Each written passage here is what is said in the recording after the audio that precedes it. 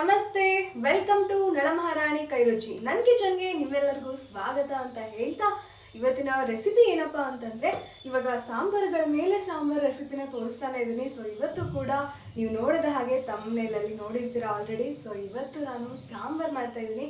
ತುಂಬಾ ಸಿಂಪಲ್ ಆಗಿರೋಂಥ ಒಂದು ಸಾಂಬಾರು, ಬೇಳೆ ಸಾಂಬಾರು. ಓಕೆನಾ? ಸೊ ಏನು ತರಕಾರಿ ಬೇಡ, ಎಂಥದ್ದು ಬೇಡ, ಏನು ಬೇಡ. ಓಕೆನಾ? ಏನೇನು ಬೇಕು ಅದಕ್ಕೆ ಇಂಗ್ರೀಡಿಯೆಂಟು ಪಟ್ ಅಂತ ಮಾಡ್ಬಿಡೋಣ. ಓಕೆನಾ? ಸೊ ಬನ್ನಿ ಇವಾಗ ಸಿಂಪಲ್ ಆಗಿರೋ ಬೇಳೆ ಸಾಂಬಾರು ಹೇಗೆ ಮಾಡೋದು ಅಂತ ನೋಡ್ಕೊಂಡು ಬರೋಣ. ಓಕೆನಾ? ಬನ್ನಿ.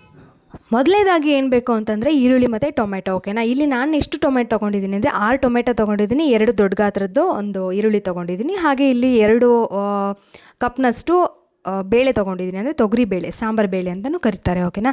ಸೊ ತೊಗೊಂಡಿದ್ದೀನಿ. ಓಕೆನಾ? ಇದನ್ನೆಲ್ಲ ಹಾಕೋಣ. ಇವಾಗ ಹಾಕಿಬಿಟ್ಟು ನೀಟಾಗಿ ಒಂದು 4ರಿಂದ 5 ವಿಜಿಲ್ ಆಗಬೇಕು, ಆ ಥರ ಮಾಡ್ಕೊಳ್ಳೋಣ. ಬನ್ನಿ.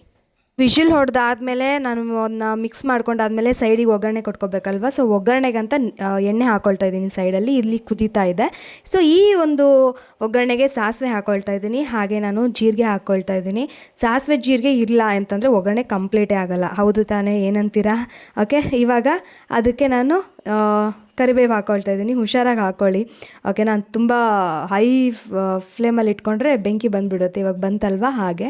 ಸೊ ಕರಿಬೇವು ಹಾಕೊಂಡ್ಮೇಲೆ ನಾನು ಬೆಳ್ಳುಳ್ಳಿ ಹಾಕ್ಕೊಂಡಿದ್ದೀನಿ, ನೀಟಾಗಿ ಕಲಿಸ್ಕೋಬೇಕು. ಈಗ ಹಿಂಗೆ ಹಾಕ್ಕೊಳ್ತಾ ಇದ್ದೀನಿ. ಓಕೆನಾ? ಹಿಂಗೆ ಹಾಕ್ಕೊಂಡ್ರೇ ತುಂಬಾ ರುಚಿ, ಆಯಿತಾ?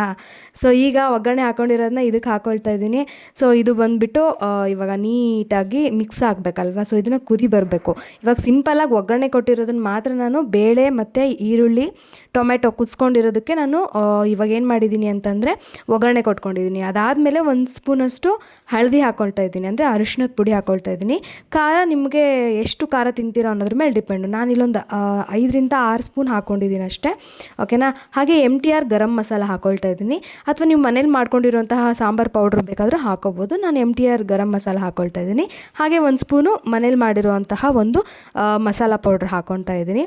ಓಕೆನಾ? ಆ್ಯಂಡ್ ಇನ್ನೇನು ಅಂತಂದರೆ ಇದಕ್ಕೆ ನಿಮಗೆ ಬೇಕು ಅಂತಂದರೆ ಇನ್ನೂ 2 ಲೋಟ ನೀರು ಹಾಕ್ಕೊಂಡು ಸಾಂಬಾರನ್ನ ಬೆಳೆಸ್ಕೊಂಡು ಆರಾಮಾಗಿ ಮಾಡ್ಕೋಬೋದು. ಇಲ್ಲ ನಮಗೆ ಈ ಥರದ್ದೇ ಬೇಕು ಅಂತಂದರೆ ಗಟ್ಟಿನೇ ತಿನ್ಕೋಬೋದು. ಓಕೆನಾ? ಸೊ ಇವಾಗ ಮೇಲ್ಗಡೆ ನಾನು 2 ಸ್ಪೂನಷ್ಟು ರುಚಿಗೆ ತಕ್ಕಷ್ಟು ಉಪ್ಪನ್ನ ಹಾಕ್ಕೊಂಡಿದ್ದೀನಿ.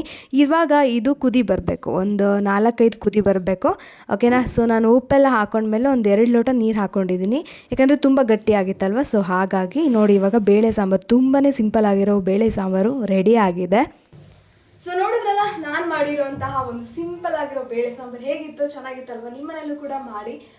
ಹಾಗೆ ಹಿಂಗನ್ನ ಯಾಕೆ ಹಾಕಬೇಕು ಅಂತಂದರೆ, ನಾನು ಹೇಳಿದ ಹಾಗೆ ಮುಂಚೆ ಗ್ಯಾಸ್ಟ್ರಿಕ್ಕಿಗೆ ಈಗ ಸಾಸಿವೆ ಜೀರಿಗೆ ಹಾಕಿರ್ತೀವಿ, ಸಮತೋಲನದಲ್ಲಿ ಜೀರಿಗೆ ಬಂದುಬಿಟ್ಟು ನಮ್ಗೆ ಏನಾಗುತ್ತೆ ಅಂತಂದರೆ ಅದು ಕೂಡ ಗ್ಯಾಸ್ಟ್ರಿಕ್ಕಿಗೆ ಸ್ವಲ್ಪ ಸಂಬಂಧಪಟ್ಟ ಹಾಗೆ ಇರುತ್ತೆ. ಸೊ ಹಿಂಗೂ ಕೂಡ ಗ್ಯಾಸ್ಟ್ರಿಕ್ಕಿಗೆ ಸಂಬಂಧಪಟ್ಟ ಹಾಗೇನೆ ಇರೋದ್ರಿಂದ ಹಿಂಗೆ ಹಾಕಿದ್ರೆ ಟೇಸ್ಟ್ ಕೂಡ ಜಾಸ್ತಿ ಆಗುತ್ತೆ. ಹಾಗೆ ಗ್ಯಾಸ್ಟ್ರಿಕ್ ಅಂದರೆ ನಮ್ಮ ಒಂದು ಆಹಾರ ಏನು ತಗೊಳ್ತೀವೋ ಅದು ತುಂಬ ಚೆನ್ನಾಗಿ ಜೀರ್ಣ ಆಗುತ್ತೆ ಅಂತ ಹೇಳ್ಬಹುದು. ಸೊ ಹಾಗಾಗಿ ಹಿಂಗನ್ನ ಯೂಸ್ ಮಾಡಬೇಕು.